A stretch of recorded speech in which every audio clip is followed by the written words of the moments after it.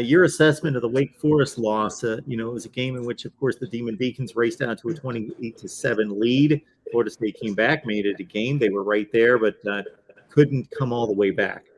You have to give Florida State a little bit of credit for fighting back, like you said, down 28-7, making it 28-21 in the fourth quarter, looking like you have a realistic shot. I don't want to take anything away from Wake Forest in this one. And we talked about this a little bit last week with Tony Siracusa, who's a great guest. Thank you again, Tony, for coming on our show last week.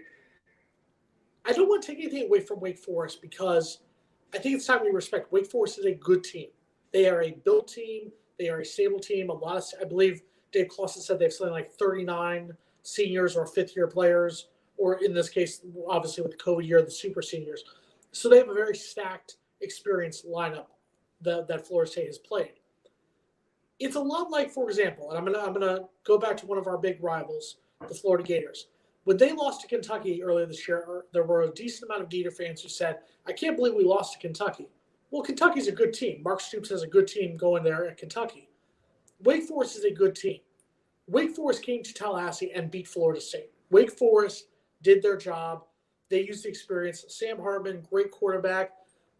He was able to lead that offense. They fell behind us 7-0 early. You look at Florida State's early drive and you think, hey, Florida State's got something working here. Wake Forest took care of business. That being said, Florida State lost that game. Florida State committed the errors that lost that game. So while I'm going to give Wake Forest credit, I'm going to say that for the most part, I think Florida State is the team that beat Florida State in that game. I think there were several drives in that game that Florida State, for those of us in the stands, those of us in the press box, were watching. There were a couple of drives there where you're watching going, this is not the same Florida State team I saw during the first 4 games.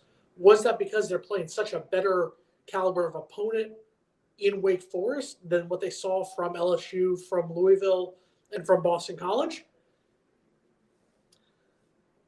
I find it hard to say that Wake Forest is a better team than those teams, but by that regard, I guess you would have to say yes. I think Florida State just ran into that problem of playing a Wake Forest team that was a much better team than what they've seen at any point in the season.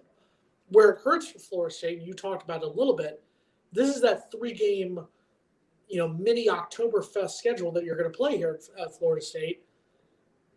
That's why it was so important to get those 4 wins early, because there's a decent chance, we just have to be realistic, Florida State could go into this bye week coming up in a couple of weeks 4-3. They could lose to NC State, could lose to Clemson. That's why those 4 wins were so important, because you have to have a winning record going into that bye week.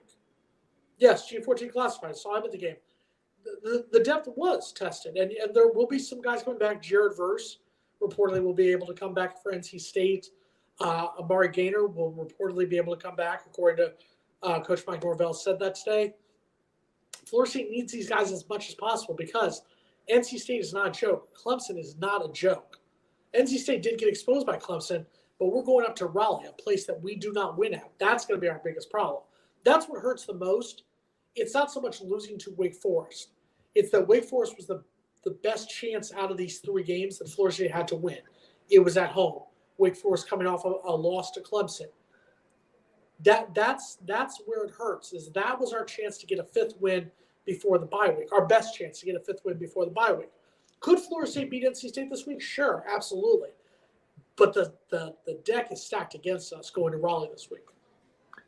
Here's what is a bit impressive about the Wake Forest win, or you could say discouraging for the Florida State loss in this game. One would be that, if you're into psychological matters involving letdowns and bouncing back and those sorts of things, Wake Forest, if you really think about their situation, they're the reigning division champion. They want to get back to an ACC championship game. The moment that they walk off that field, double overtime, excruciating loss against Clemson, if they're being realistic, they're trying to tell themselves, hey, we're still in it. It's a long season. Clemson can lose twice. But realistically, they're probably thinking, we just blew the division. Clemson has to lose twice. We have to be perfect to overcome them to win the division. So this is an emotional letdown then going on the road the next week. So they overcame that, number one. Number two, from a more nuts and bolts football standpoint, Florida State's strength, one of its strengths, is defensive line. Mhm. And when Wake Forest, best running back Justice Ellison, ripped them up for 18 carries and a $114, Right. that's not real pretty. I mean, you look at statistically as I pulled the stats here for this game. NC State only had, or excuse me, I apologize. Wake Forest only had 12 more yards in this game than Florida State, 405 to 393. Jordan Travis threw for 281 yards passing. Sam Hartman threw for 234. I believe that the reason for this loss falls on that defense. There were a lot of poor tackling, a lot of the run game, passing games, getting past that first tackle, the yards after catch and whatnot.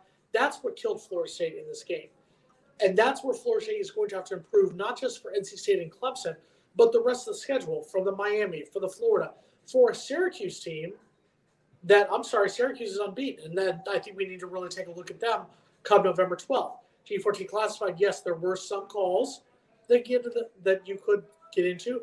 But for the most part, if you stop Wake Forest's running backs on the first contact, that game does change. That's where I think Florida State has to be concerned at this point.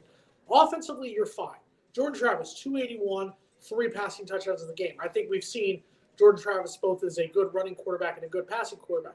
There were even some points, though, where he's missing wide open targets that you have to go into question here. All right, where are we at this point? I'm not as concerned about NC State and Clemson because I think we all know what's going to happen in these next 2 games. It's getting it set up for that 5-game stretch to end the regular season, where you've got arguably, let's say worst case scenario, Florida State goes into the bye week 4-3, which I think realistically we could be a 4-3 team heading to the bye week. There are 3 wins right now, as we record this on October 5th, that you could say are 3 likely Florida State wins. Georgia Tech, I would argue Miami just because of the way Miami's playing right now, and Louisiana Lafayette. Mind you, this was a Georgia Tech team that just beat a ranked Pittsburgh team, and a Miami team that I think Miami has the talent to beat anybody, but has the mental capability to lose to anyone. So that's where this is a questionable point. That's where getting that 5th win was so important before Georgia Tech, so that Georgia Tech could be a 6th win. And then that way you're bowl eligible and everything in November is just playing with house money at that point.